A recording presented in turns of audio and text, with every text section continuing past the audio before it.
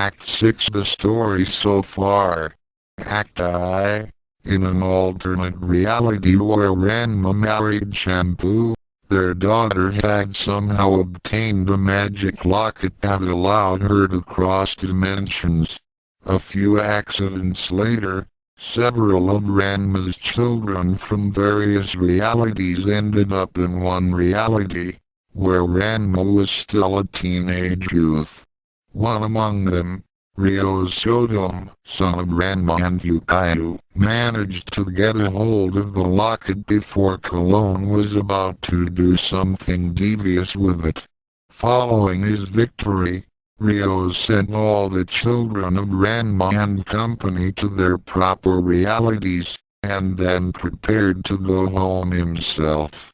Something, however, went wrong. He ended up in a bizarre version of Tokyo in 2096 and accidentally dragged along Radiko Hibiki and Childra Jansen in his attempt to fix this mistake. That attempt dragged him to two other realities with amazing speed. From them, he accidentally brought Miyabi, daughter of Ranma and Akan, and Ishido, a mysterious amnesiac hunted by a shadowy organization. Finally, they stopped in a reality where Ranma and company were still teens, but had never met them before. Act II, Children, curious as to what caused their dimensional/reality shift, watched Ryo Saotome closely, and discovered that the locket is the source of their troubles. She tried, and succeeded, in stealing the locket from him without his noticing. Radiko schemed to make sure that the history of his world took place, and began a plan to kill Ranma and frame Miyabi for the murder. He succeeded in getting a blood sample from her and a torn piece of her clothing, but was interrupted before he could go through with his plan. In a talk with Ishido, he found out about a certain umbrella-wielding maniac threatening to kill Ryuga in Ishido's reality. In a panic, Radiko rushed to Childra, and accidentally triggered the locket. The three of them found themselves on a bridge somewhere. Before they left, they accidentally dragged along Ryo Mahashin, a person that looked amazingly like Ikarugo Sankuji, but in truth was a bit more devious. Bringing him along, the four crossed several realities, narrowly escaping danger, capture, and death. Then they returned to the Nerima they had left from, with an irate Ryo Saotome waiting for them. Meanwhile, Miyabi had put up with the antics of her grandparents, Sun and Janma, who were overjoyed at her existence, distressed at the way her parents were fighting, greatly annoyed at her trans-dimensional half-brother Ryo Saotome, and had decided that a talk with grandmother Nodoka was in order. Act III, Miyabi went to Nodoka's to talk, unaware that Ranma's life was in danger due to the promise Janma made to Nodoka regarding manliness and Ranma's upbringing. The end result was that Nodoka was invited to dinner, expecting to see her son, daughter-in-law, and granddaughter. Miyabi's age, almost that of Ranma, was, unfortunately, not foreseen as a major problem by Miyabi. Upon returning from her accidental trip through time, Children surrendered the locket to Ryo Saotome once again. Meanwhile, the extra passenger they picked up, Ryo Mahashin, passed himself off as Ryogo Sankuji, son of Go Sankuji and Yukayu, and had everyone fooled. Nabiki got a hold of the material Radiko was planning to frame Miyabi with and used it to blackmail him into buying her dinner, among other things. They end up at Ukin's, where he washed dishes to pay for things. He eventually got drunk, hit on Yukayu, and was knocked out by a blow to the head. Children and Ishido became more intimately attached. When his guard was down, Ryo Saotome was knocked out by Ryo Muhashin, who then accidentally triggered the locket and disappeared into times and places unknown. Ryo Saotome woke up much later to find the locket gone, an image of it burned in his hand, and discovered what was inside the locket, a picture of him and Bell-chan, his fiancée. Activity. Ryo Saotome began making plans to assemble the locket that he was apparently destined to create, the photo from the locket being proof of that. Meanwhile, Radiko spent the day with Nabiki, buying her food and treats while also beginning to feel somewhat attracted to her. Ishido and children sorted through their fears and anxieties, but in the end came together in a happy reunion within the local graveyard. Miyabi and the Tendo household held a dinner for Nodoka, who was expecting to see her son at last. What happened instead was that she had an interesting experience with a time traveler, Tako's eyes, and realized that Miyabi was, in fact, Ranma's daughter from the future. She also assumed that Ranko was Janma's daughter from an affair. Soon briefly assumed Akan was Janma's child from an affair with his deceased wife. Things got ugly, but got better again as they usually did, although Nodoka still thinks Ranko is Janma's illegitimate child. Meanwhile, under the distrustful eyes of children and Ishido, Ryo Saotome used the arcane resources within Tako's eyes room to create the locket. Act V. Ryo Muhashin, having borrowed the locket from Ryo Saotome by means of an umbrella applied to the back of the head, found himself whisked away to a postmodern, futuristic world populated by thousands of Kasumis, Ryugas, and other familiar faces. Ministry of Confusion. After losing the locket in a fall, he settled in and tried to make the best of it, striking up a friendship with a Kasumi extender named Ami. The relationship progressed to the point of a date, at the end of which Ami was murdered by a berserk Ryuga extender. Muhashin killed him in retaliation, and began a slow but methodical hunt for Ryugas across the city. Ryo Saotome, having remade the locket with some help from 3 goddesses of time, arrived in this world just as Muhashin killed a Ryuga to recover his own locket. The two fought inconclusively, with Muhashin escaping. Leaving Ministry of Confusion in a hurried fashion, Muhashin rescued one world's Kasumi from a group of terrorists intent on beating her to death.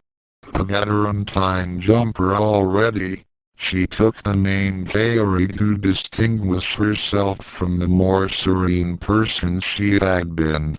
The two stayed together for a few weeks, with Kaeri recovering and picking up some of Muhashin's skills. Still obsessed with the need to protect her family, Kaeri prevailed upon Muhashin to take her to Nerima and off they went. And now, Thursday was pork bun day at Furinken, and in a town where martial artists would start a blood feud over specialty pastries, the school cafeteria was not a safe place to buy one's lunch. Not that you could actually buy it, of course. Yes, for the first few buns it was possible to shell out a few yen if Nabiki's latest scheme hadn't wiped you out and obtain a somewhat satisfying meal, but they didn't count. Only the last one did, and it wasn't for sale. It was up for _grabs _. The scramble for the final delicacy rivaled the mob at a European soccer game, or an American rock concert. Sumo wrestlers, kendusts and obscenely key-charged fighters would defend their right to the last of the meat buns with unparalleled tenacity. Usually, Ranma won the unofficial contest, but he seemed to be busy with other things today. To wit, a thing of more than average height and beauty dressed in a tight-fitting girl's uniform. Such things were usual for Nerima's Casanova, of course, but she was unique in Saotome's harem in that Akan actively encouraged her presence in front of Ranma, who looked somewhat resigned and discomfited at the same. Both of these signs were encouraging to the male student population. The new student, Miyabi, did not seem to be a serious romantic interest of Ranma's and as such was instantly promoted to most eligible baccalaureate on campus. Pending further observation. Too many had already suffered broken bones and worse from leaping to preliminary conclusions in such matters. When Ranma wasn't the victor in the Battle of the Bun, Ryo was, but he seemed to have gotten lost again. Kunio had been staring blankly into space and babbling all day about demonic and Sukugai, so was presumably out for the count, and Yukai had absented herself from class. As for the only other really viable candidate for the trophy, well, let's just say that Gosankuji Hikaru was not having a good day. And so it was that with a bit of luck and their natural talent for fading into the background, Hiroshi and Daisuke found themselves in the unusual position of being the owners of a sweaty, crumpled package of factory-made pork bun. Before anyone could notice the miracle, they slinked away, leaving the crowd to fumble for what they believed to be the bun, but was actually the underwear of some unlucky fellow who'd been well, you get the idea. Hopefully, no one would try to eat it. A bit of stealth got them safely to that bit of sunlit, martial artist-free road just outside the Furinkan gates, where they felt free to relax their tensed muscles, or at least one of them did. "All right!" shouted Hiroshi, as he tore the white packaging of the bread open and pulled out an oblong piece of cardboard. "A bonus Ryohoki card. Hey, Daisuke, look at how." His straight-haired friend was too busy looking nervously around him to hear his adulation of the prism card and sticker. Hiro punched Daisuke lightly on the shoulder. "What's wrong with you?" I don't know, man. Maybe we should just put the bun back after we've opened it. I mean, after what happened to Ghost. Hikaru had been the original possessor of the pastry they now held, but had been forced to give up his proprietary rights when he'd been found unconscious, bruised, and with his limbs in a position that was unnatural even for pretzels. "What are you worried about?" He probably just tried to eat Akan's cooking, and the curry hit him back. Happens all the time. That's not what I hear. Daisuke looked Hiroshi in the eye. I hear Ryuga got in.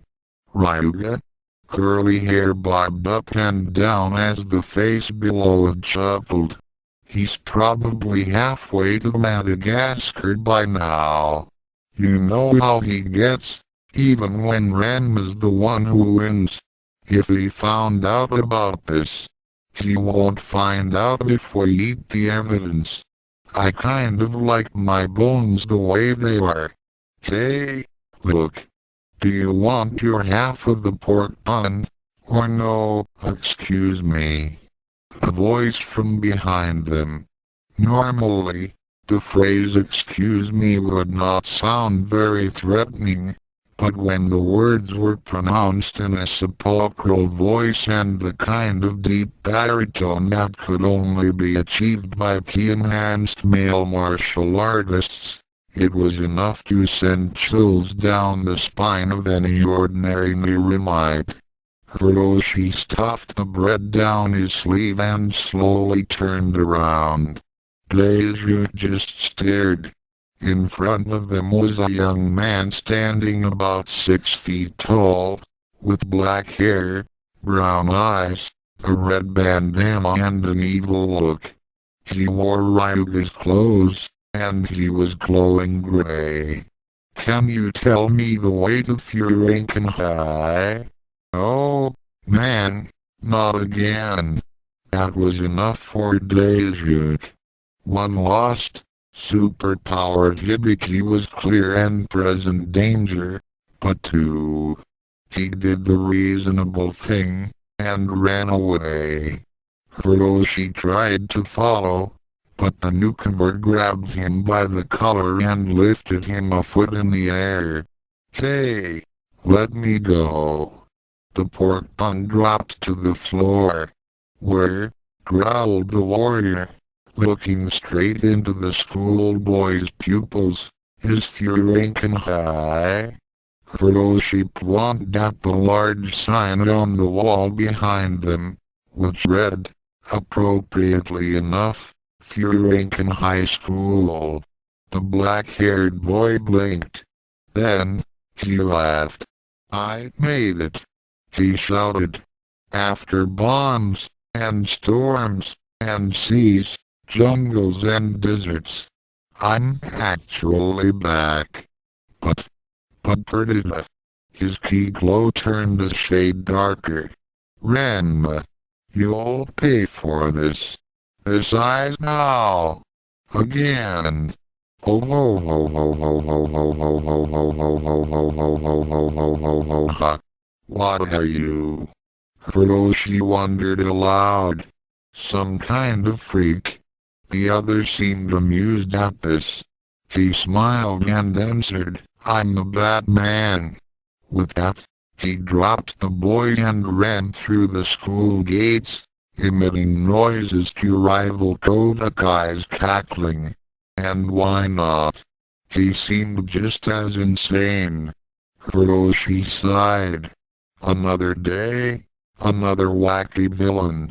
With a bit of grumbling, he picked up the bun and card, brushing the dust off of them. After all he'd gone through, he might as well finish his lunch. Asterisk asterisk asterisk asterisk asterisk Nabiki Tendo had her life fairly well planned out. Her plan involved corporate boardrooms, political affiliations, economic mastery, and lots of money. More recently, it had involved finding out more about the future via exploitable Hibiki. And very recently, it involved taking a walk with her new friend. But she had underestimated the Hibiki ability to get lost, it seemed.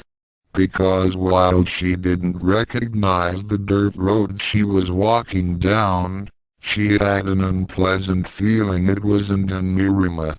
Nabiki was discovering the 4 laws of traveling with hibikis. Number 1. Don't. Number 2. If you must ignore Rule 1, never let them lead. Number 3. If you ignore 1 and 2, for God's sake keep a close eye on the passing scenery. Nabiki looked around for Radiko, and discovered number 4. If you are foolish enough to ignore all of the other rules, never, ever under any circumstances take your eyes off the hibiki in question. Because if you do, they'll wander off without you. Right? She thought. No problem. Ravi could take care of himself.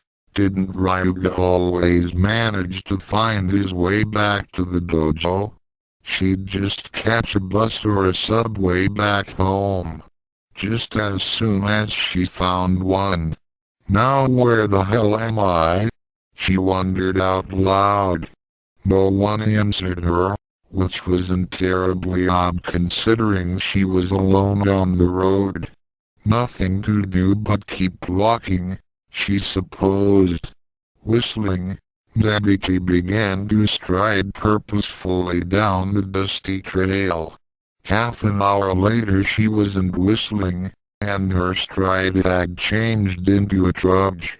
That idiot had managed to strand her in the most backwards area around Tokyo. She just knew it. And then she found the sign. //ADDIs 23 kilometers / Nabiki had a mind like a spreadsheet, and this is what it returned. 1. That is not a Japanese name. 1A. Posit, this is not Japan. 2. I know that name. 2A. Ask memory where the name has been heard. 3. Raraku is going to pay for this. 4. Memory heard it in geography class. 4A. It is the capital of Ethiopia. 4B. I am 23 kilometers outside of the capital of Ethiopia. 5. That's ridiculous. 5A. Hibiki, remember? 6. I am 23 kilometers outside of the capital of Ethiopia. 6A. You said that already. 7. Raraku is going to really pay for this. Scowling, Kaeri Tendo trudged on. Asterisk asterisk asterisk asterisk asterisk a ring of cerulean fire spun itself through the air, and Ryo Saotome stepped into another world. Then he fell, since he hadn't quite mastered the art of walking on air yet. He opened his mouth to shout something slightly obscene and rather self-depreciating, but the air was ripped out of his lungs before he could say anything. Being caught in a twister and then spat out by it will do that to you. The spinning had made him dizzy, and his concentration was broken. He wanted to think, "Locket, take me away to a nice, safe universe where I can get my bearings," but the best he could do was falling. Bad. Since Ryo realized he was falling, gravity had to pay attention to him. Fortunately, someone down below wasn't, and that someone was kind enough to stand still and let Ryo fall on top of him. That broke Ryo's fall. It also broke the stranger. A super deformed version of Children ran up to Ryo. "Oh, you've saved us from the wicked warlock," she said. A super deformed version of Ishido joined her. He was such a wicked warlock, too.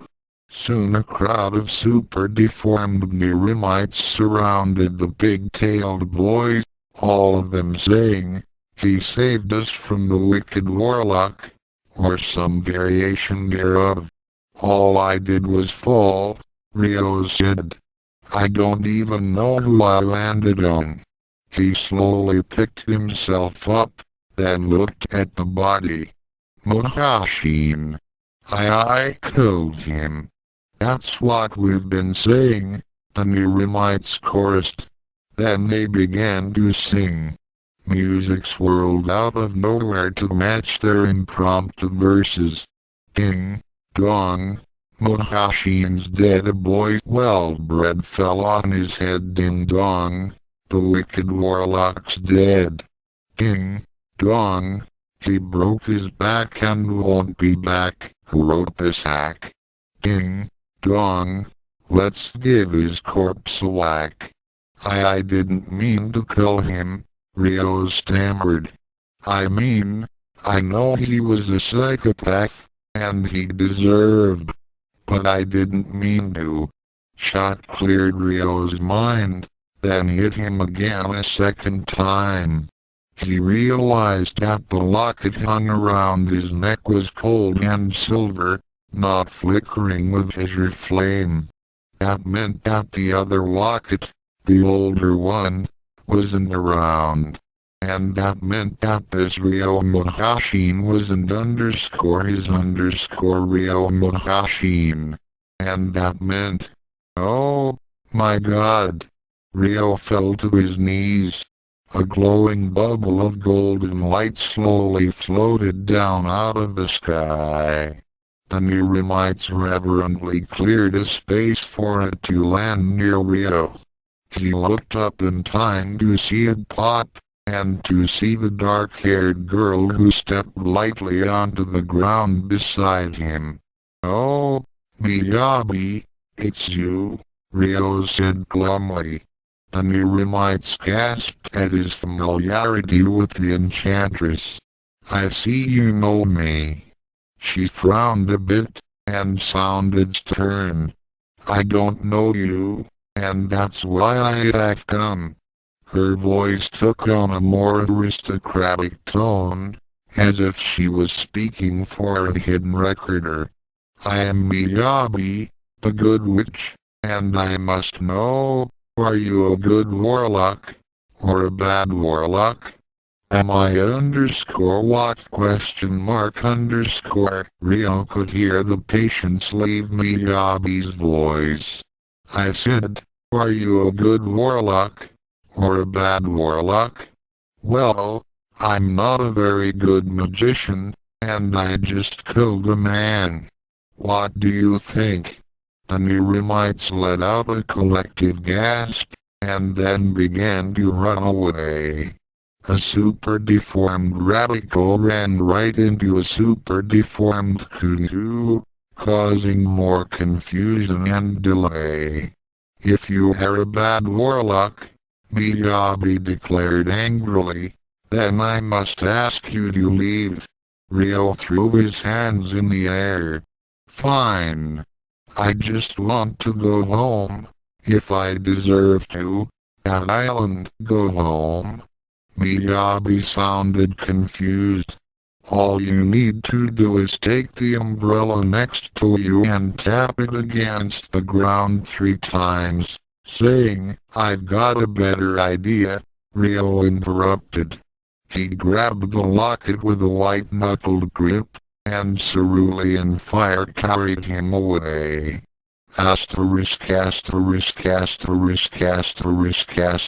Raraku ran gleefully through the endless corridors of Furuenkanhai. He was lost again, but he didn't mind. So long as he made sure that the walls continued to be whitewashed and the floors continued to be cheaply tiled, he'd be just fine. You see? In this case, the destination was well worth the journey. Somewhere in this maze, the obstacle awaited, sitting placidly in a classroom, taking notes perhaps, or not, considering who he was, completely unaware of the banding out judgment that now sped his way. That boy had sent him through many types of hell. Thanks to him, he'd been tortured and transmuted more times than 100-year-old plutonium, almost eaten, subjected to ancient curses, plunged into the violent past of war-torn lands, and to crown the degradation, everything he cared for, everyone he'd yearned for, had been lost to the jock.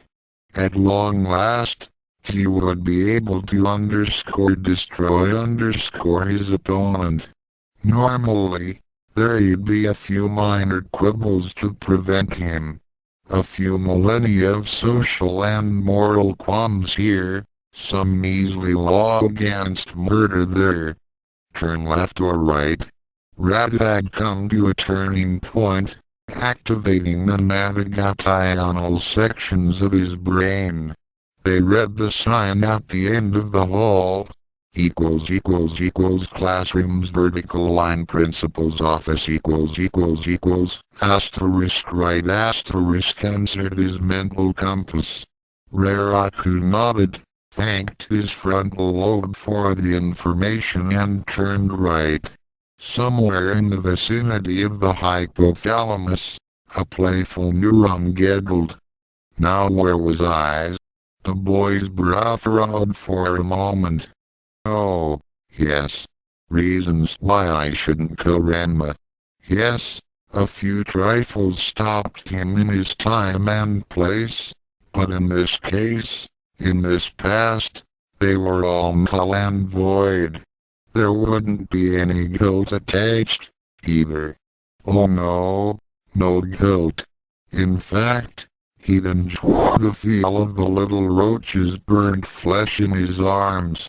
If he felt particularly kinky, he might even take Shampoo's advice and eat a little of the charred meat. It'd only be poetic justice. What harm was there in it? An innocent little killing, that was all. And it wasn't really a killing, not in the prosecutable sense of the word.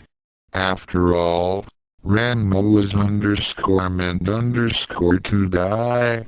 If anything, Rat was only correcting one of history's inexplicable gaffes. One couldn't murder the dead, or be legally killed by someone who hadn't been born yet, especially if said person couldn't be born unless the victim was dead, proving that the victim had been dead before he died. It was the perfect crime. Not to mention the fact that it had to rank among the most satisfying revenges in recent history. In his own time, Ranma shared what little substance he had with a girl more pretty than plain.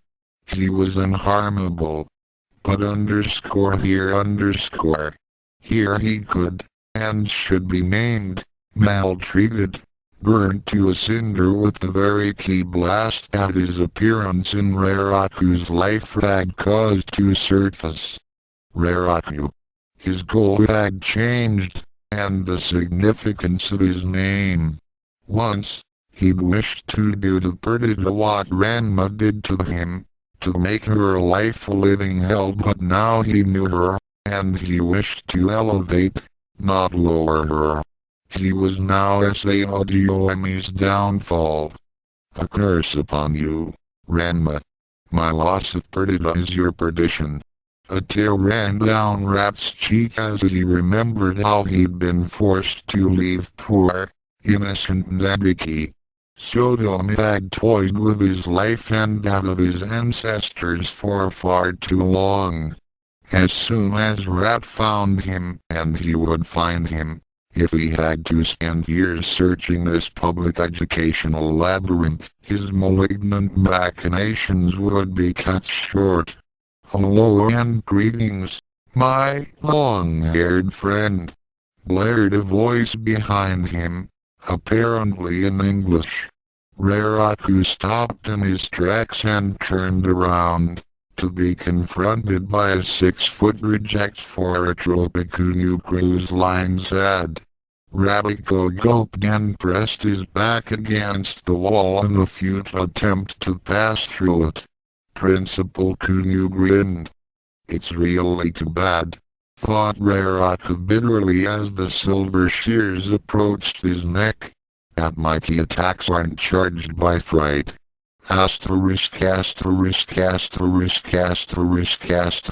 Nabiki hated Ethiopia with a passion. It wasn't so much the flies, the hordes of impoverished children, the filth, and the armed bands of soldiers. It was the utter lack of money that pervaded every aspect of the city. It had taken her hours to find a postal station with a long-distance phone, almost as long to make the official on duty understand what she wanted, and all her money to purchase time on it. Brushing an insect off her forehead, she dialed the number that would get her home. Good evening. My call has reached the house of Kunku. At present, you address Takwaki Kunku, the Blue Fund. Yeah, Kunku baby, I know. Look, I need a favor. Oh. How may I help my mistress again? The insect found a new perch on her neck, and she swatted at it absently. I'm stuck in Ethiopia, and I need a plane home. You require directions to the airport? I require you to charter me a plane, Kunu baby, up. I understand. Mumber, thanks. What? What do you mean? No. I do not feel that this would be a wise course at this time.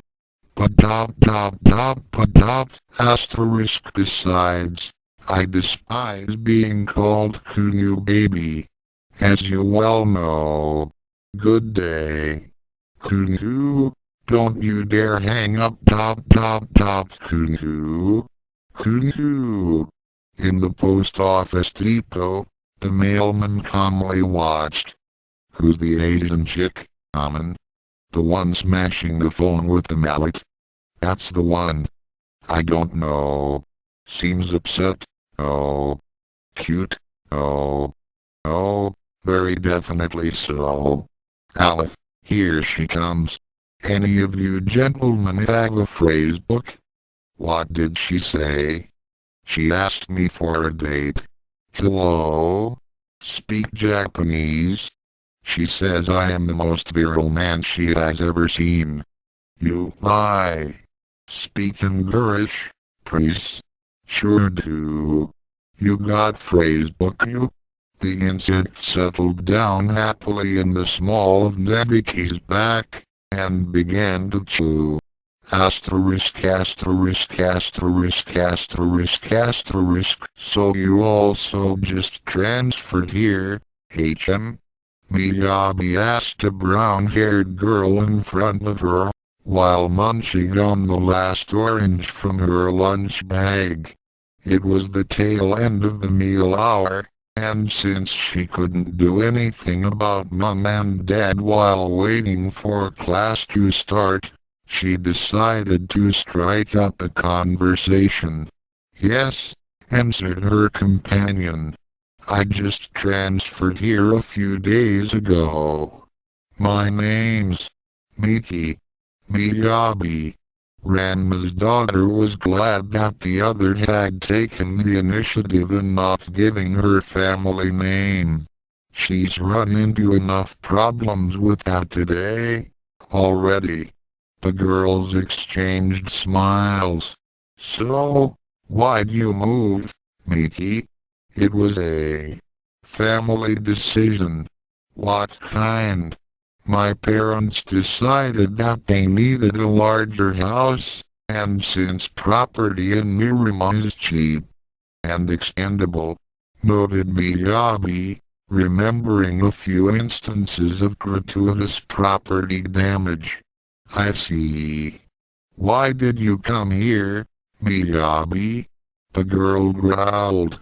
It wasn't my choice, I'll tell you. If it were up to me, I'd have stayed back home, but my pervert of a half-brother dragged me here. Well, it was almost true. Miki's eyes widened. You also have a stepbrother? Yes. But I'm not exactly proud of him. He spends most of his time passing out in gutters and feeling up young girls. Did you used to live in Nabiki? Miyabi blinked. Number why? Just wondering. She giggled. My brother's very different. His problem is that he pays too little attention to women. Sometimes, I wonder if they matter at all to him. You mean he? Miyabi lowered her half-orange. No.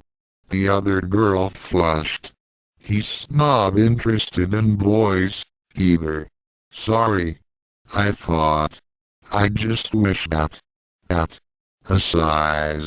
He's cute and nice when he wants to be, but he's infuriating most of the time. And what's that you're holding?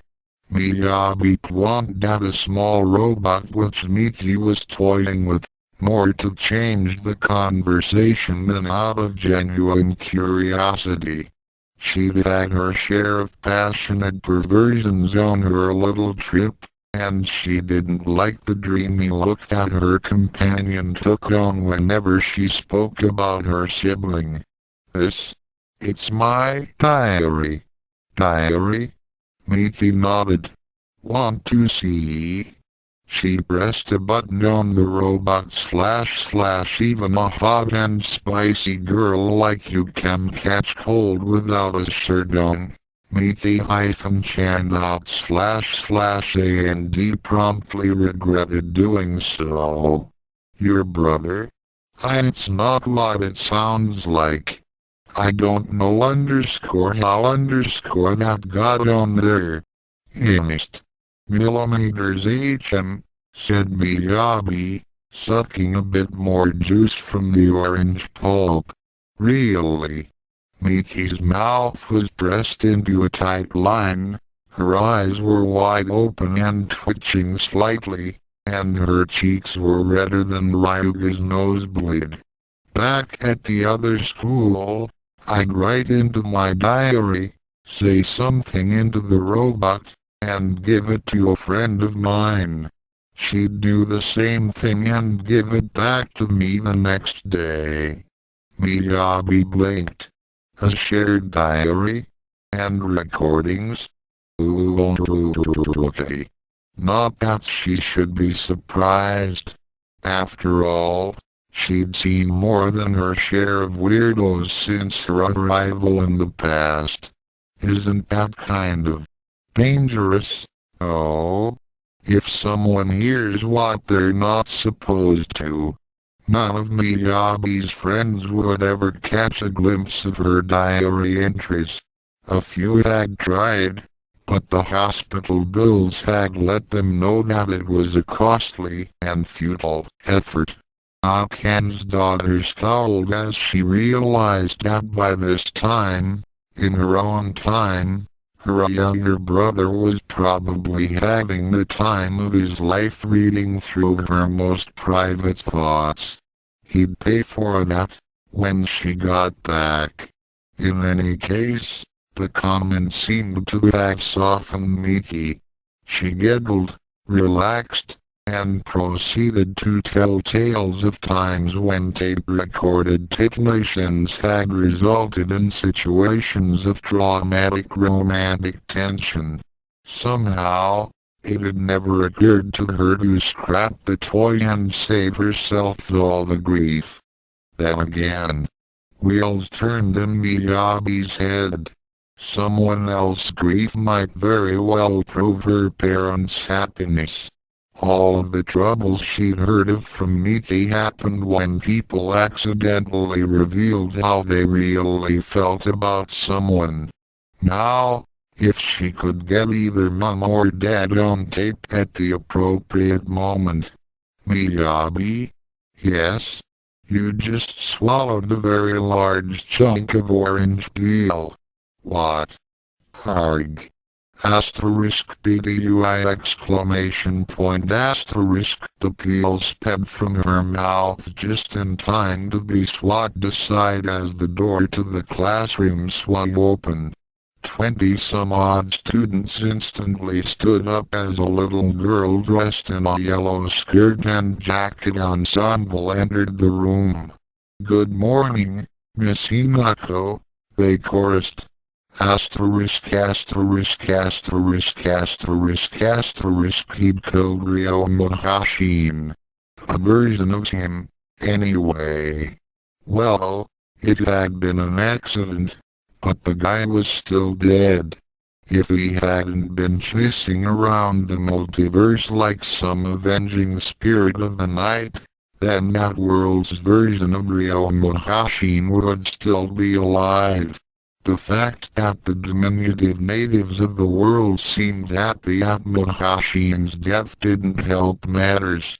Ryo knew he had to play judge, because there was no one else who could handle the responsibility, and he was willing to be jury, because no one else wanted the job, but executioner was another thing altogether.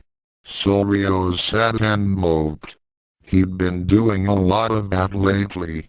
I picked a strange enough spot for it, he decided.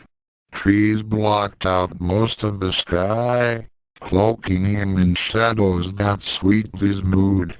The trees were mostly bare of leaves, except at the highest reaches of their branches, where they formed a tight canopy that hid him from the Sunday mushrooms grew in that darkness.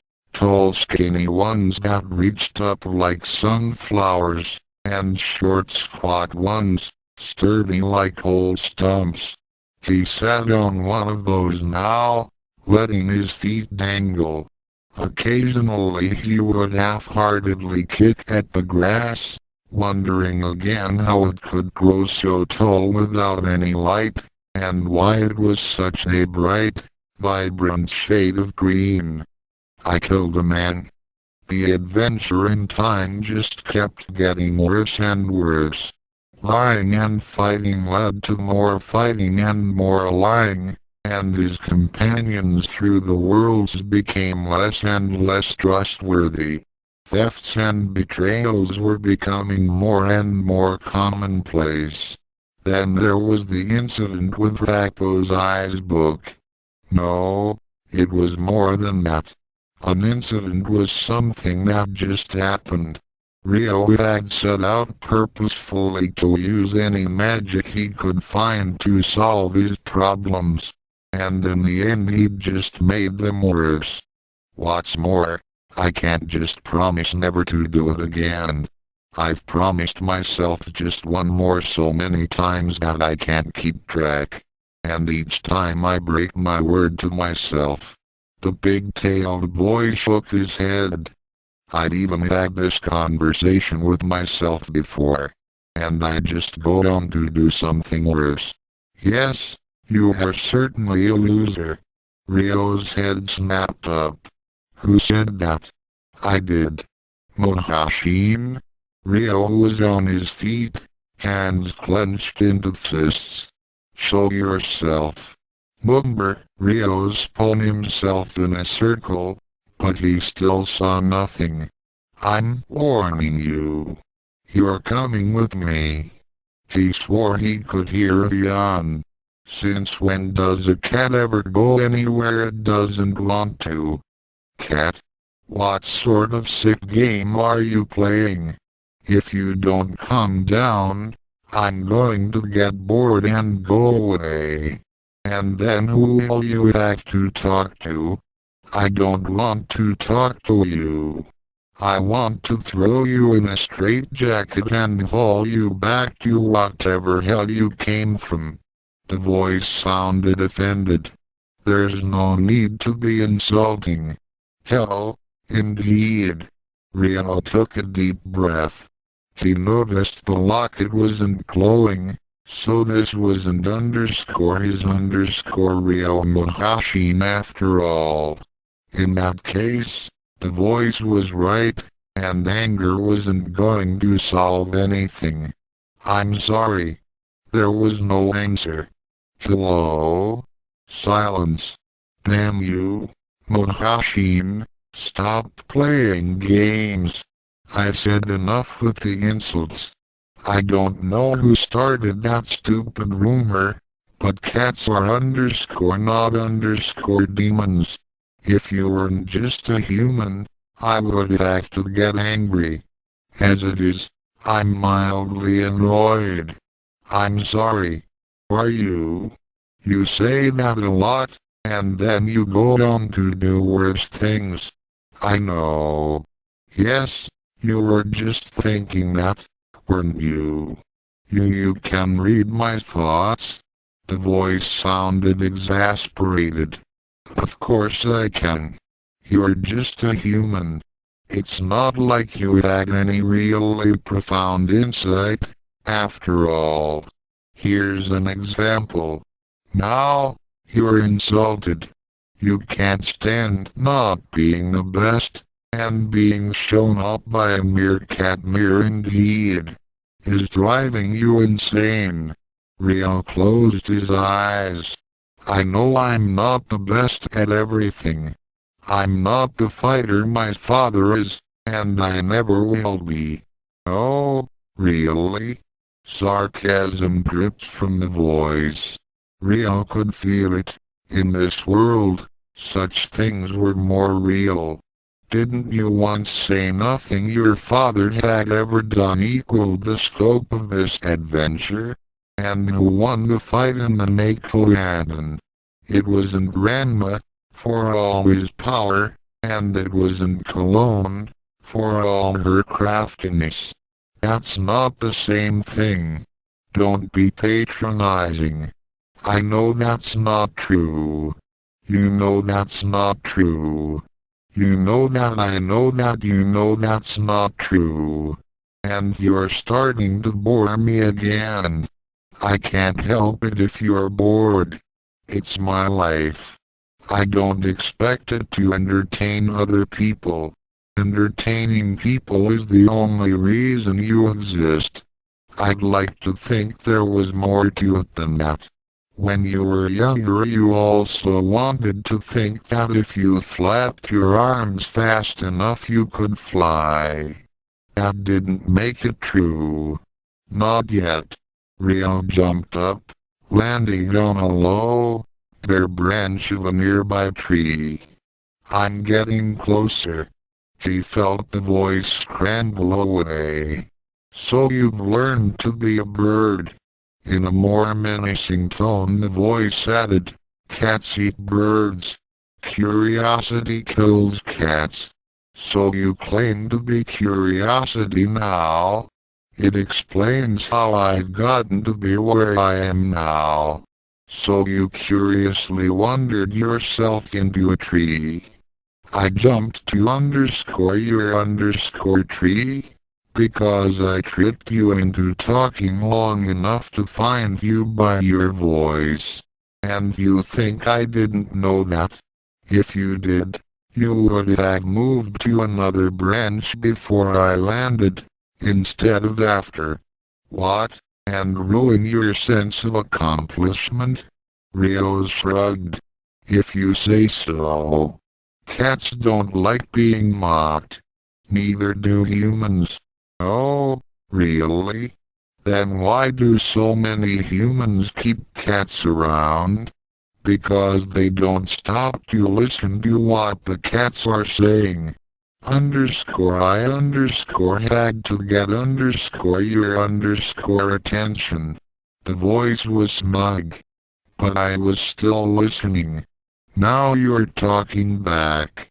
That's not the same thing. You don't have anything else to tell me. The voice laughed. Is that so? Yes. Ryo leaned back on his branch and crossed his hands behind his head. At this point, you haven't told me anything that I didn't already know myself. For all I know, you could be a figment of my imagination. In your mortal enemy's voice, you imagine nightmares, then. But Ryo Mahashin isn't my mortal enemy. I thought we'd decided that. So who is? Ryo Saotome. You are learning. Yes. Ryo leaned forward, causing the branch to rock a bit. And now I need to fight him. If that's the case, why didn't you wish yourself into another world, where the villain wears your face? You could have a slam-bang action adventure, like the 2D movies you're always watching. I don't need to. My father's most important lesson was to never give up. I've made myself promise after promise, and I angst over every one I break. This ends now. I won't break another promise to myself. Your father broke promises.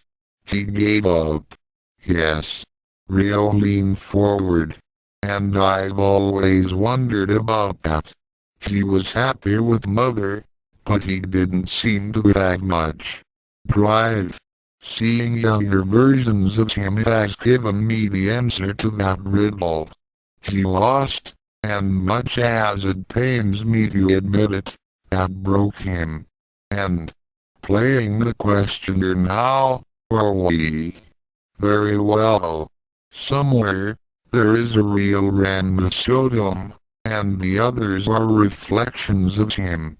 My father is a paler reflection, and I'm just starting to see that.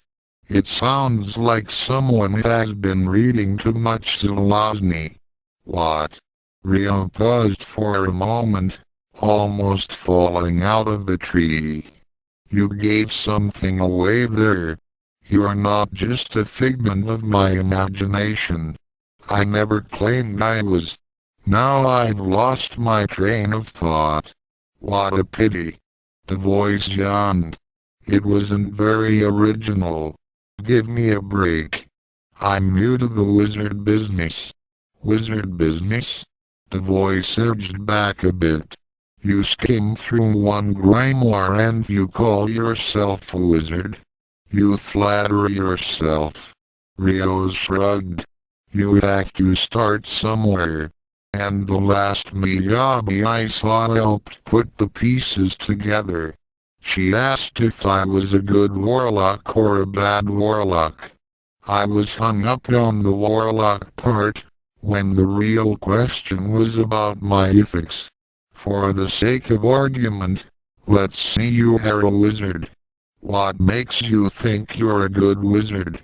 Ryo smiled widely. I never claimed I was. I told you I didn't like to be mocked. Wizards are allowed to mock cats. It helps balance out all the cats mocking the other humans.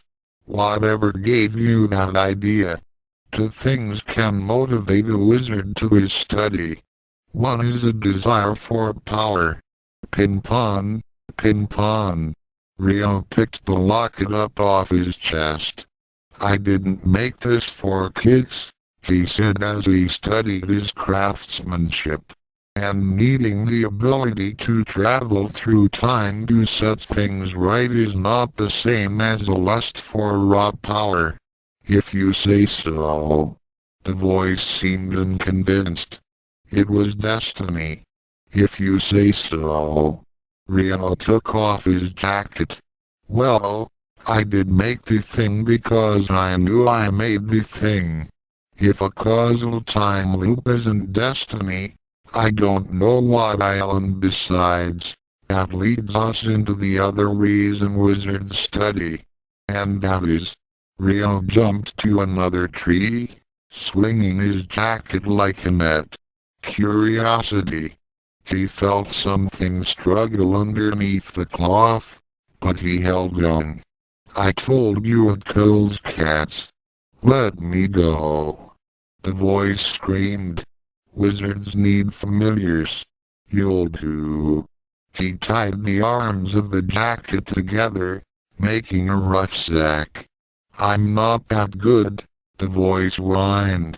You said you didn't need me anymore. Ryo sat quietly for a minute. You're right, he decided at last. I did say that.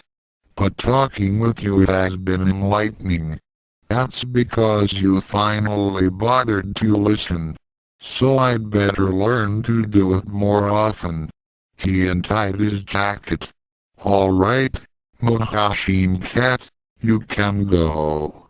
He felt the voice run. From the distance he heard, no one has ever named me before. That'll teach you to borrow someone else's voice, then. Do you even know what you've done? The voice called softly. I'm starting to figure it out. Ryo tugged his jacket back on, then reached for the locket. I'm not sure we'll ever meet again, but I'm sure I'll run into someone like you soon. Don't get too cocky. Blue fire burst from the locket. What do you mean? You weren't wearing that jacket when you met Spring. Blue fire carried Ryo away before he could ask another question. Asterisk asterisk asterisk asterisk asterisk. Oh, you are all such good students. Achibai Miss Hinako flapped her arms cheerfully, and her students were worried. They'd done their lessons well, far too well. Moomi had slipped in almost an hour, which meant that they were now all at risk of being turned into a living sheet of paper by their teacher's key drain attack. Let's repeat our lessons again, shall we? The class tensed. Here was the test she'd used to cream off her victim. The male students, mind you, had mixed feelings. A drain meant that the rest of the class was taught by a buxom woman with a voice that you usually had to pay $4.95 a minute to hear. But whoever was picked as the delinquent student always felt too ill to enjoy the sight. Normally, they'd have bribed someone beforehand to play the sacrificial goat, but today the novelty of a beautiful and apparently available transfer student made a sexy instructor redundant. And so, they let the contest be legitimately decided. The lane in Spain falls mainly in the brain, led Miss Hinako. The rain in Spain falls mainly on the plain. The class chimed back. A cup of tea. Cup of tea, said the teacher, after some slight trouble. A cup of tea, answered the students. This was not working, thought Miss Hinako to herself. She'd tried all the tricks in the book, and still no delinquents or lazy students. What to do? She had people to see, outfits to fit into, wolf whistles to attract. A sudden glint came to her eye, simultaneous with the arrival of an idea of her mind. She'd just have to create a situation where there would be a lazy student or a delinquent. Dozens of them. What did the Americans call it again? Oh, yes. A catch-22. You bloody arsehole, said Miss Hinako, poker-faced. The students blinked in unison, but said nothing. You bloody arsehole, she repeated. Still nothing. Oh, Hinako-sensei. Yes, Hiroshi. That wasn't in our textbook. Of course not, silly. These are extra advanced lessons. Oh. More blank stares. Now, repeat after me, said the teacher, or I'll have to assume that you naughty kids don't want to study. The class paled. Shut up, you wanker. The door slammed open, causing the walls of the room to shake. Ranma, now you, shut up, you wanker. Raraka blinked. Why did everyone in this school seem to know English? Rab did not like English. In fact, ever since his recent experiences in England, he'd grown to loathe it. Good. The anger he felt at hearing the language he despised only added to his already intensely white-heat flames, the flames that would cleanse the world of his rival. Ranma, prepare to die. There was little reaction from the students to this little outburst. Sure, that was usually Ryuga's line, but hey, one black-haired bandit boy with a blood feud against Saotome was as good as another. And besides, and most students grinned as they realized this meant that Miss Hinako had found a delinquent. More arm flapping. Ooh, you bad boys. I'm going to teach you a lesson. She pulled out a coin, made a few gestures with it and mumbled a few words. Capo 5 yen satsu. Draining the aura of a normal person turned Miss Hinako into a buxom beauty. Draining the battle aura of an enraged Hibiki who had been about to fire a self-named, anger-based star explosion key blast. Let's just say that no one present failed physiology that year. Asterisk Yukai was, as Ranma noted, absent from school. At the moment she was alone, in Ukens, with Ryuga. Were Miyabi aware of this, she'd be happy. Were she aware of what, exactly, they were talking about, she wouldn't be happy. That girl's gonna ruin everything, yelled Yukayu.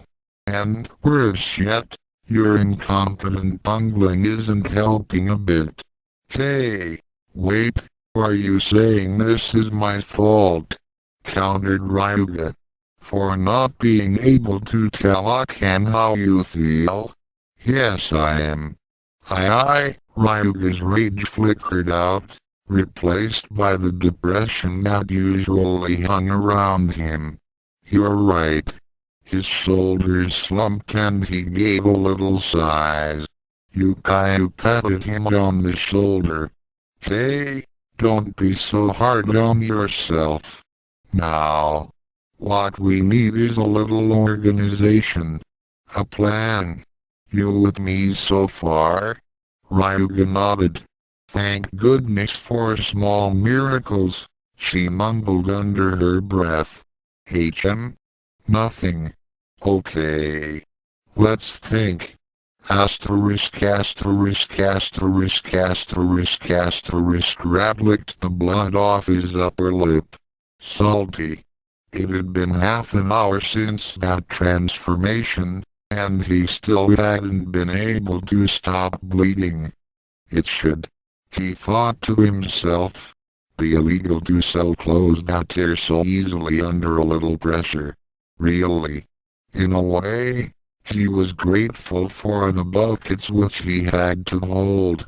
They kept him from floating away, and the pain in his upper arms directed his attention away from the utter boredom of standing stationary in an empty hall.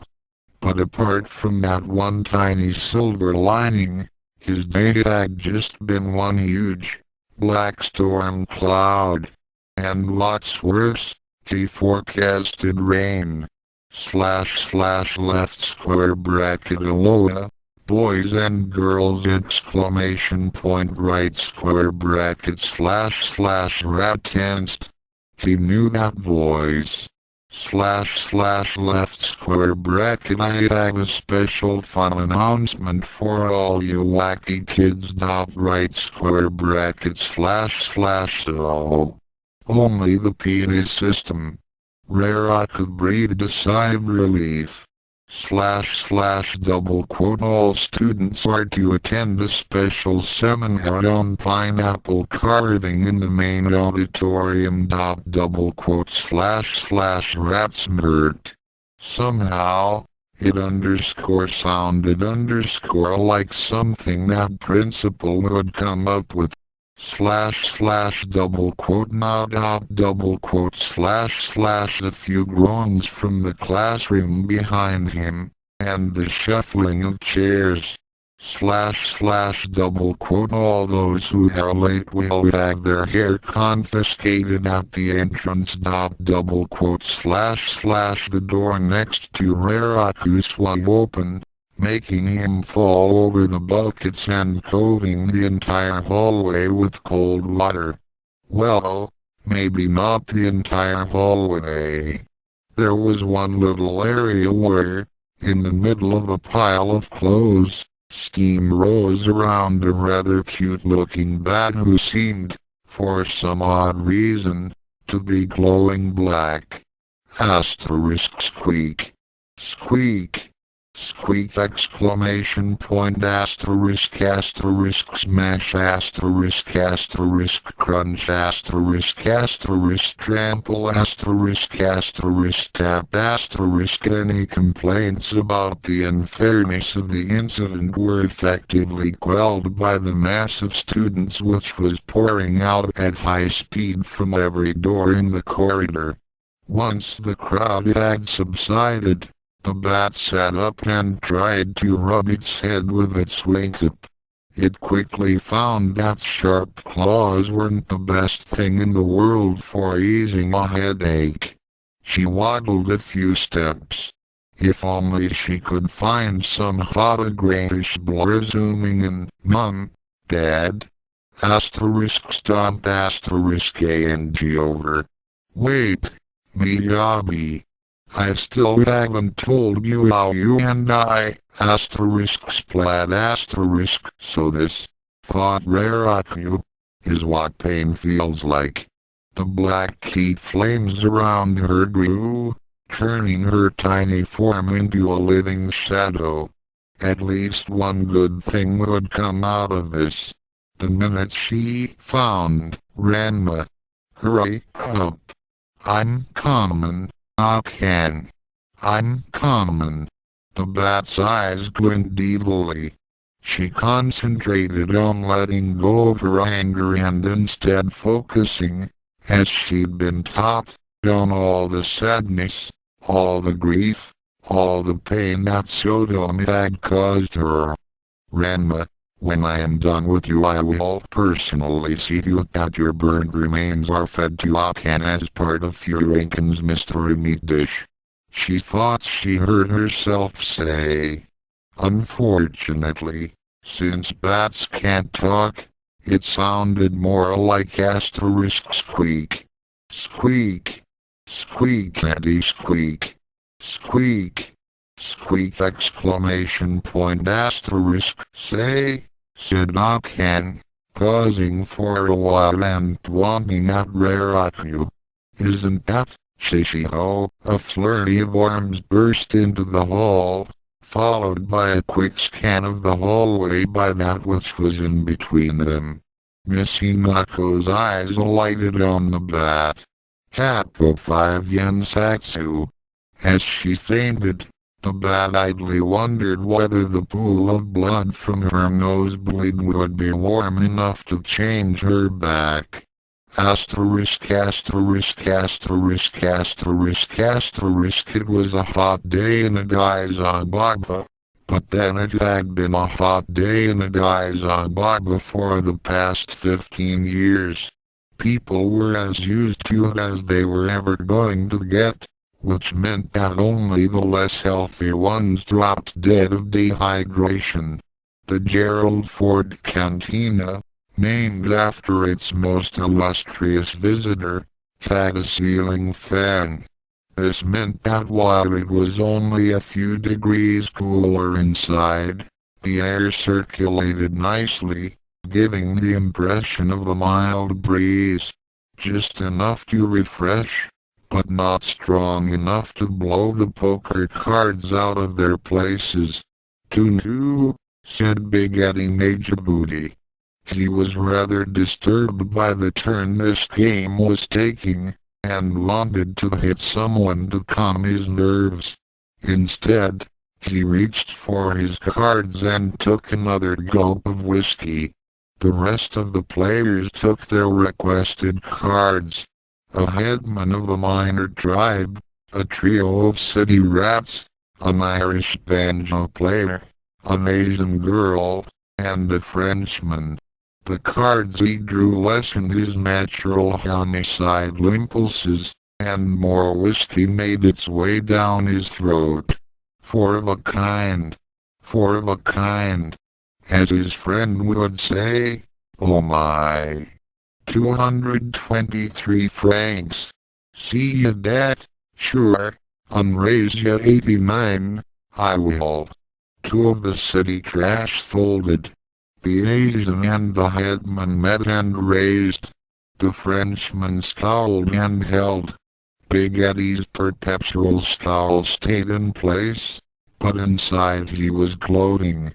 He stood to win a good sum.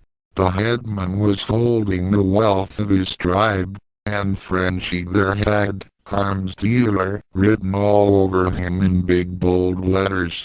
"See that? Raise 355. Bloody hell. I fold, an apox on ya." Big Eddie scowled at the headman. "What'd he say?" The arms dealer gave a magnificently Gallic shrug. "Eh? How should I know? It is your nation, he said. "Throw the small cakes at the wildebeest and Gamadon," volunteered the city dweller. "Was gonna maul," the Asian girl said. "He say, the toad people will fold. Then he tell you that you have small organs, and your mothers have large ones." Big Eddie thought about this for a second, and then punched the headman in the temple. "He's out." "He certainly is," observed the Frenchman. "Raise you 123, eh?" The Asian girl silently pushed a few bills into the pot. 5 very long minutes later, the pot contained a great deal of money, and the others watched as the Asian, the arms dealer, and Big Eddie Major Booty stared grimly at each other. "Call, Frenchy." Another shrug. "Full house." Eddie favored him with a grin. "Four of a kind." "Murd." "4 nines," commented the Asian. No, Eddie sneered. "I have 4 fives, girlie. Name is Tendo Nabiki, not girlie. And I mean that I have 4 nines. Eddie looked at the cards. Then he looked at the money. Then he looked at the very breakable-looking girl who was smirking at him. "Might have a little fun with the little bitch before I get rid of her," he thought. He wasn't sure exactly when she drew the pistol, but it stopped that train of thought rather quickly. Nabiki shoveled the cash into a sack, and, still keeping the pistol trained on Big Eddie, left the cantina. Behind her, the headman groaned and let go of the royal flush he had been holding. Nabiki didn't speak on them all, you see.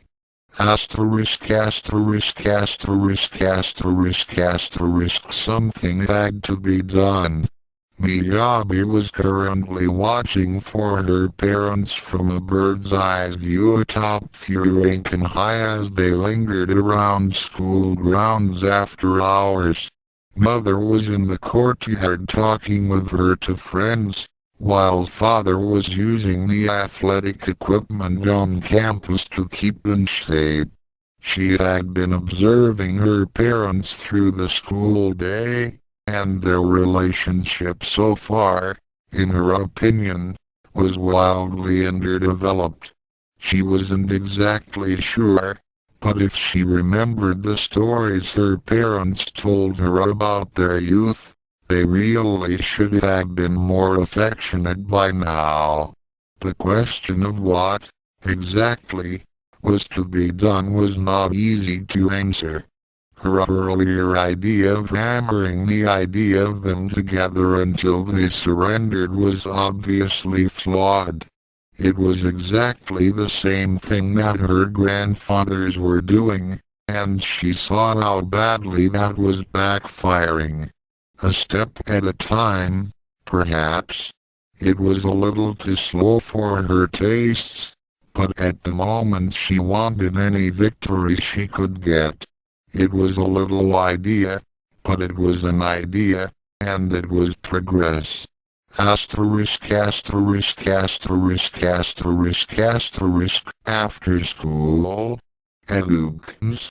Ranma thought about this for a moment, then shrugged. Sure. Why there? Oh. Miyabi failed to conceal a giddy smile. I just always liked that place.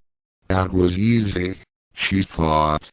But then again, this was Ranma food, so it was bound to be easy. Asterisk asterisk asterisk asterisk asterisk Pookins. Why? Akan's demeanor clearly showed a negative disposition towards the okonomiyaki eatery. Well, I just like the place, offered Miyabi. She saw that this clearly wasn't enough to pacify her mother. I just wanted to get away from Grandfather Sun and Grandfather Janma for a while. This seemed to agree with Akan's mindset. Yes, they have been acting ridiculous lately, haven't they? Miyabi nodded, perhaps a little too enthusiastically. Tell me, Miyabi-chan, do they get any better in the future? Miyabi grinned sheepishly. No, not really. Asterisk asterisk asterisk asterisk asterisk nearby, hidden in the bushes, Radiko Hibiki grinned. At this point, with the kind of day he had, he didn't care about chronological correctness anymore. He just wanted to put Ranma through hell. The Saotome family. A nice meal at great-grandmother's. Sounded like a nice time. No way he could allow that. Saotome was going down. And who better to bring down that idiot jock than the great Tatewaki Kuntu? He began walking there, then remembered that he was in Shibat form. Flying, of course, was what she tried next. Being a Hibiki, she flew onwards to the Kunu estate. Being a Hibiki, that took several hours. Asterisk asterisk asterisk asterisk asterisk blue fire flared about her, and she moved without motion, Mohashin-san next to her. It was blessedly unlike the horrible, chaotic trip through the Nanvan mirror. This was much better, much. Just clean, sterile, azure flame filling the world. And then it stopped, flickered, and she was looking at the walls whitewashed, not blackened, standing, not ashes, of her home. Of Daddy Akana because of Kaeri's home. Home, she whispered, trying the word out. Behind her, Mohashin coughed nervously. Firm. Yes, well. I'd better be getting along. You'll be all right here? You'll watch out?" She nodded, then, on a sudden impulse, hugged him. Double quote, "You take care, Mohashin-san." "Ah, heck, yes, take care." She lightly kissed him on the cheek, stepped back, and watched at the somewhat dazed-looking Ryo vanished in a ball of cerulean fire. A stirring of regret moved through her, but then she turned her gaze back to the dojo. The standing dojo. The front steps were there, right there, and all she had to do was walk up them and into the house. She put a foot forward, then trembled and brought it back again. Did she dare to touch _it_? It was so fragile. A single brush from her might bring it toppling upon her, might sear it, scorch it, send it crumbling. She was the present, and it was the past, and as the present turned into the future, she would seize the memories. She would not let them be forgotten and discarded. Kaeri took a deep breath and let her staff rest against her shoulder as she ran her fingers through her hair, carefully manipulating it to hide the scar that ran diagonally across her forehead. She had to be presentable, of course, and tightened buttons, smoothed out sleeves, fluffed up. She had to go. She had to _no_, to see if 1 foot, just 1 foot, a little step, a little time, step, time, now. Before she could decide against it, she gripped her staff, planted it into the ground, lifted her right knee from the ground, threw her weight forward and let gravity slam her soul upon the first flagstone in an irreparable action. An arrow of mild pain shot briefly from her arch along her calf, but when it disappeared, the stone was still there, and no worse for the wear. Kaeri's cheeks twitched in excitement. Her eyes widened and her heart sped as she noticed this. The stone was here, and it was less ephemeral than the pain, less prone to dissolution. She could put her weight upon it, and the first step to the dojo's entry portal would not break, not give way, not leave. Licking her lips nervously, she put her other foot on the flagstone. Nothing. She felt like laughing, like letting her staff support her as her body gave itself entirely to a merriment of fulfilled hope. But she didn't. After all, it wouldn't be proper. Instead, she bounded to the doorframe and put her arms around the rounded wood that was its outline. A tear ran down her cheeks and then a stream, trickling downwards along with the grain as she rubbed herself against the beam, caressing it, stroking it. She would never leave again, never allow that to happen. She wrapped her hands tightly around her shaft. She had to keep the dojo clean, that was her task, and she would keep those dirty bestial murder-enthused white men away. Whatever it, Kasumi. That voice. The voice that she'd known eons past in a different world called out to her by a forgotten name. Not knowing what else to do, she answered. Kaeri straightened, smoothed her dress and turned around. She'd barely time to say, "Oh, my," before her father fainted. Asterisk asterisk asterisk asterisk asterisk. Thomas Miyabi only came into the city once a year to sell his cows. He enjoyed it a great deal. The scents, the bazaar, the sounds, the city women. The trip to the city was special, and this year he had brought his son along. "Father," asked Farka, a fine lad of 14, "why are these people singing? Are they happy?" "No, my son. They are poor, and sing in the hopes that someone will like their singing, and give them money."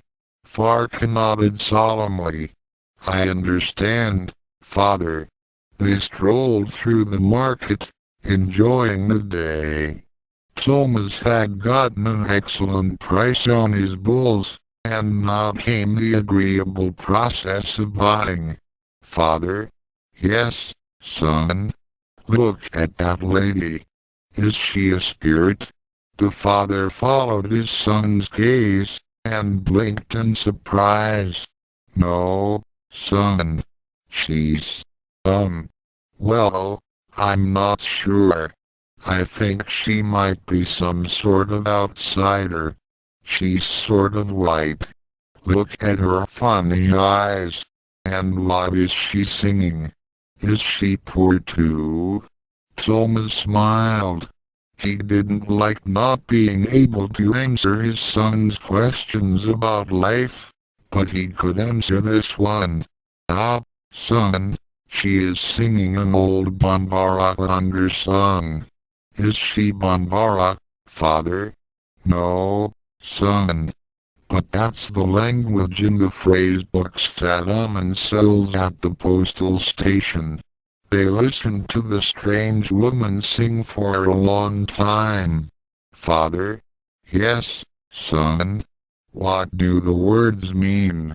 Thomas scratched his side absently. "It is a very wise song, and it goes thus, /tilde brothers and sisters. I have no food brothers and sisters. I have no money brothers and sisters. I have no shoes brothers and sisters. My feet are sore. Open your hearts. Hi. Open your pockets. Hi. Given the sense of brotherhood and unity, help your fellow man, because we are all brothers and sisters, and because my people have many semi-automatic weapons and are getting desperate. /tilde. Father and son thought about this, and listened to the strange-looking, if rather attractive, lady.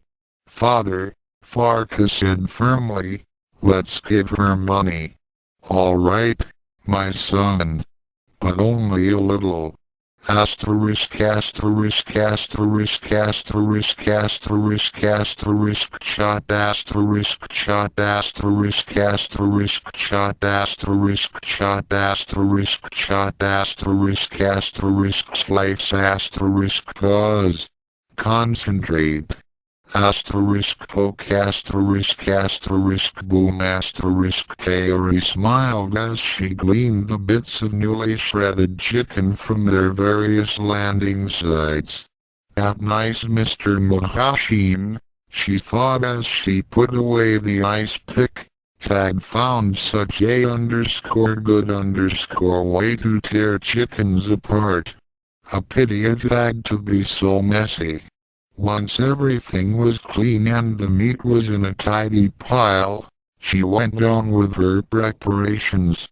After all, dinner had to be ready for Ranma, and Akan, and Nabiki, and Mr. Saotome, and poor Daddy.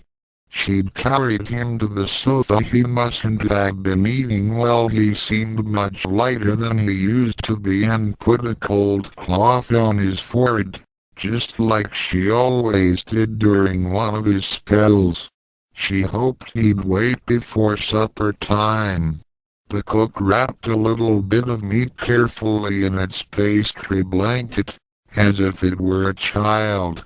Soon, It would go into the pot, and boil brandy a black face as bony's blood ray.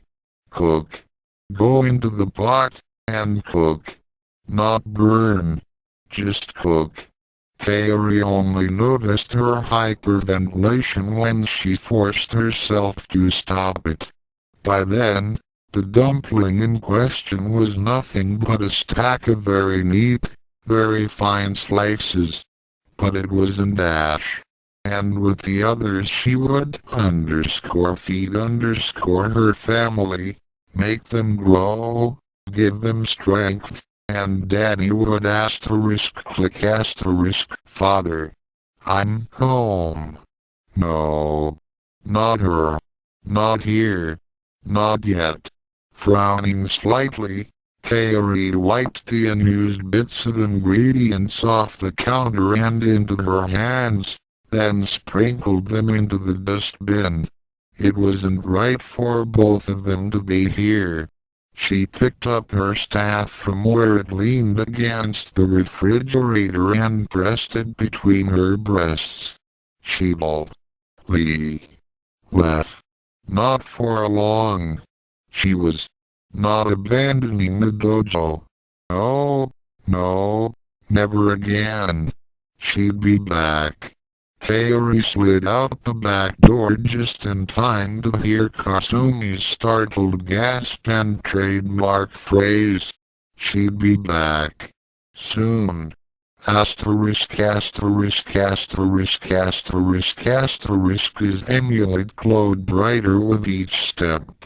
Ryo scanned through the crowd nervously, knowing that the other was out there. Finally, he saw him, sitting by the bar. He looked as if he was in a daze, his eyes dulled and his posture slumped.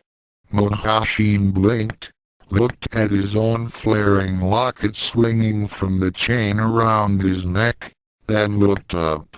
Oh. Hello? Mumbled Muhashin. I've been waiting. Waiting? Asked Ryo. He was tense, waiting for Muhashin to make his move. Waiting, yes, waiting. You, me, we should talk. Sit. Muhashin put the flaring locket underneath his shirt, ignoring the blue tongues of flame lashing out. Doesn't that hurt? Asked Ryo. Hurt? What hurt? You put the locket under your shirt when it was still. Oh. That hurts. But I ignore it. Muhashin shrugged and pressed his hand over his chest. Saotome winced as he saw ghostly flames illuminate Muhashin's shirt briefly. Before we talk, said Muhashin, sit. In a rush to get things wrapped up quickly, Ryo said, please, if you'll just give me back the locket we can sit. Muhashin's dull expression was replaced suddenly by a psychotic glare. We sit and talk or else. Muhashin's eyes calmly looked down to the floor, where his umbrella was aimed down and almost touching the ground. Then he looked around at the crowds all around them. Saotome frowned. He knew what Muhashin was hinting at. After all, they both knew the technique, and he could see clearly that Muhashin's umbrella was a centimeter away from an incredibly potent breaking point. It's somewhat crowded here, don't you think? He asked. Be ashamed if, say, there was an explosion or two, if you know what I mean.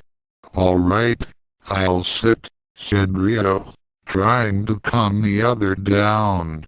Now order something. The Thai tea here is very good. But I know, order something. Ryo waved over to the barkeep and ordered water. I've ordered my drink, okay. Now let's talk. Good place. This interrupted Muhashin. Huh? Haven't seen Ryuga all day. You're ahem. The two Ryos examined each other, Saotome with alert, open eyes, and Muhashin with slow, narrow-eyed gazes. So, what are we going to do? Asked Saotome. What? Muhashin blinked. Well, good weather, nice cafe, beautiful people all around us. I suppose we should talk. I haven't a clue as to our topic. Oh, I think I know, said Saotome. I think you do too. This situation, the lockets, you, me. We need to talk. I suppose so, said Muhashin. He stared sadly into his drink, as if not quite pleased with the contents. I've been thinking about this, you and me, said Saotome. About what's going to happen to us in the end. I know, said Muhashin. I dream the future sometimes. It's different every night. Sometimes I kill you. Sometimes you kill me. In the far future, or perhaps yesterday. Saotome nodded. I just wanted to know that I'd made a genuine attempt to talk things over and avoid that fate. Muhashin looked genuinely puzzled. Oh, it doesn't have to be this way, said Saotome. The bartender brought Saotome's water to him. He took a light sip, then put it aside. There was a long silence. The crowd chattered. The traffic outside flowed along slowly. Somewhere in the restaurant, a waitress dropped a glass. It is that way, said Muhashin quietly. He shrugged. No, it isn't, protested Saotome. Muhashin shook his head sadly. Ever had just a really bad day? Yes, but I don't see what that has to do with anything. Never mind, never mind. Muhashin finished the last of his drink and put the empty glass on the table. There's no turning back, even for us. You're not giving me a chance. Look at you, spat Muhashin. Everything about you reeks of heroism, idealism, and the belief of the inherent goodness of Ryuga. What? Asked Saotome. Muhashin blinked. Man. Inherent goodness of man. He leaned forward, his eyes narrowing further. I have blood on my hands, so much blood, but I don't have any regrets. Someone has to do this. If I won't, who? It's far too late. Do you understand? No, I don't, said Saotome. Muhashin smiled, although he certainly didn't seem happy. You will, said Muhashin. Before we're done, you'll have blood on your hands. Mine, yours, maybe both. What the hell is that supposed to mean? Hissed Saotome. Muhashin ignored him and closed his eyes. Perhaps we can end this, said Muhashin, eyes still closed. How? Asked Saotome. Your locket. Give it to me. Why? Asked Saotome. I don't care what you do in your own little corner of the realities, said Muhashin. Just stay out of my way, and I'll leave you alone. And leave Muhashin free to murder across time and space? Not an option in Saotome's mind. I can't do that. Oh well, said Muhashin. Can't say I didn't try though. Ahem.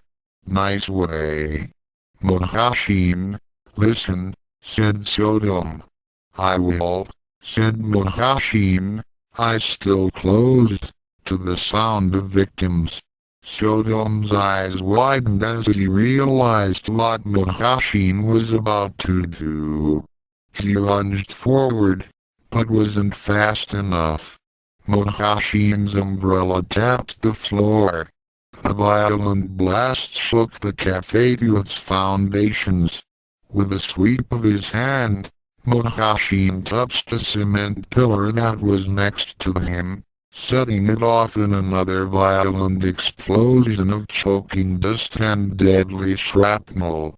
In Ryo Saotome's eyes, time slowed down. He saw it all in painful detail. The waitress, face cut by the flying debris, falling backwards and screaming. The bartender, absolutely confused, diving for cover. The people everywhere, rising from their tables and taking that first frantic step towards escape. Ryo Muhashin laughed at it all and disappeared as a section of ceiling collapsed between them. Saotome caught the waitress as she fell and raced for the door. He almost made it. Asterisk asterisk asterisk asterisk asterisk. Hey, kid, you okay? Hey, wake up, come on. Ryo Saotome opened his eyes slowly. The sound of sirens and people barking orders frantically assaulted his ears. By his side, a medic was looking his scratches over. What happened? He asked. The cafe collapsed on you, said the medic. How are you feeling? Ryo stood up slowly, despite the nagging aches he felt. Hey, don't move. You might aggravate an injury, protested the medic. Ryo ignored him and stared at the rubble instead. How many people? What? How many people got hurt? He asked again. Got about 40, including you, with moderate injuries, and 5 are in critical condition. Ryo clenched his fist. Damn. He checked his jacket, then pulled out the silver locket. It wasn't glowing at all. Either Muhashin ran far off, or he left this reality. He had to be stopped, by any means necessary. Muhashin just confirmed his worst fears. He was beyond hope, beyond remorse. A killer. Excuse me, gotta go. Hey. Yo, the medic stopped protesting as Ryo hit a sleep pressure point.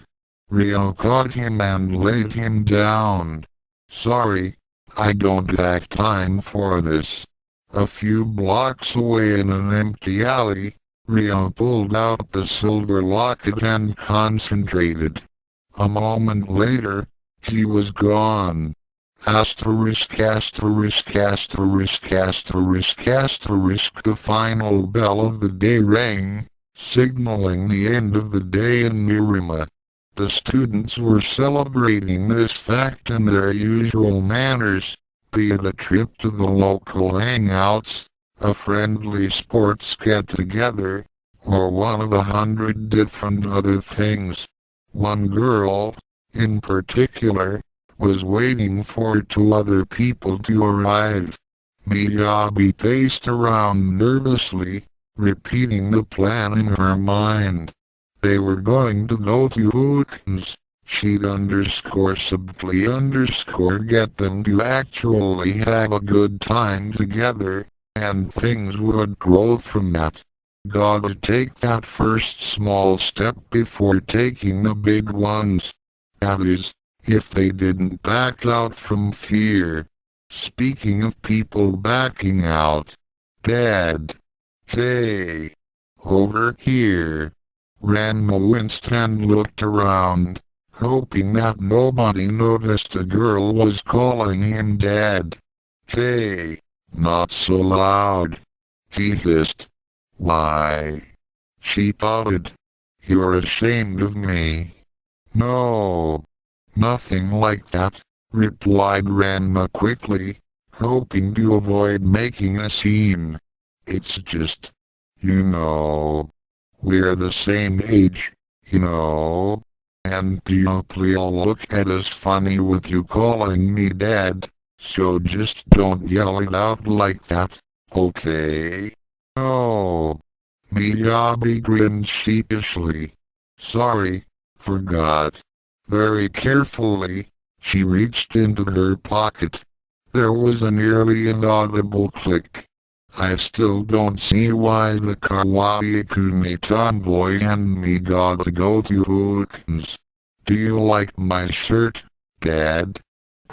Yeah, Miyabi, your shirt looks real nice. He sighed and looked around, as if expecting something. Where the heck is that tomboy? Anxious to get out of here? Asked Miyabi. It's not like we're late or anything. Yeah, well, we'd better take off before Kunu gets here. You aren't afraid of him, are you, Dad? Ranma smirked. Kunu? Hell no. But the jerk's always trying to do something and he just won't take a hint. Oh hey, there's Mom. Mom. Hey. Over here. Akan cringed. Classes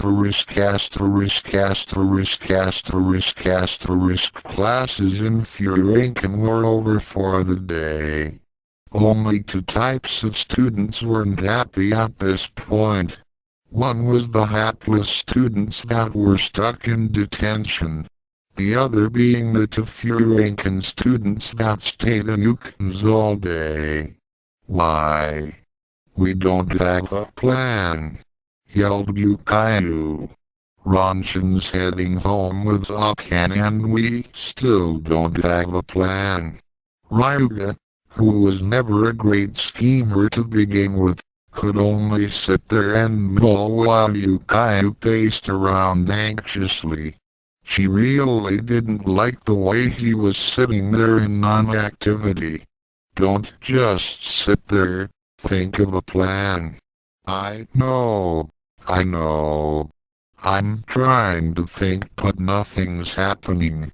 How very surprising, remarked Yukayu dryly. Ryuga frowned. What's that supposed to mean? Nothing, forget it. Hey, you're calling me slow, aren't you? Yukayu sighed and rolled her eyes up. No, I'm not. This seemed to placate Ryuga enough. Oh, okay. Need a plan.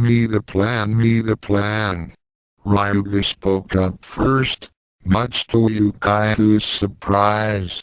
Okay, let's start from the top. The top? Yukayu's brow crinkled as she stared at Ryuga, who was now on his feet and began to pace around. This new, active, planning Ryuga took Yukayu entirely off guard. One, he said, raising one finger, you like Ranma. The illusion of a cunning and intelligent Ryuga was immediately shattered. Yeah, said Yukayu flatly. Two, continued Ryuga, I like Akan. Yukayu frowned. You love Akan. I love. Yukayu glared at Ryuga. Jeez, you can't even say it. Yes I can, said the miffed Ryuga. Whatever. You don't have to try now. I love so true. This is where you two have been, said an all too familiar young man's voice. I was wondering why the both of you skipped school. Yukayu winced. Ryuga winced. How? She wondered how could it be that such a stupid accident happened twice. It wasn't fair. Uh, Hi guys, said Yukayu, trying to look happy. Yay, I can. Ryuga fumbled a bit, nearly knocking over a nearby table, then smiled nervously and laughed a bit. What are you doing here? Asterisk asterisk asterisk asterisk asterisk. From Yukai's perspective, the gathering at Ukin's was going well.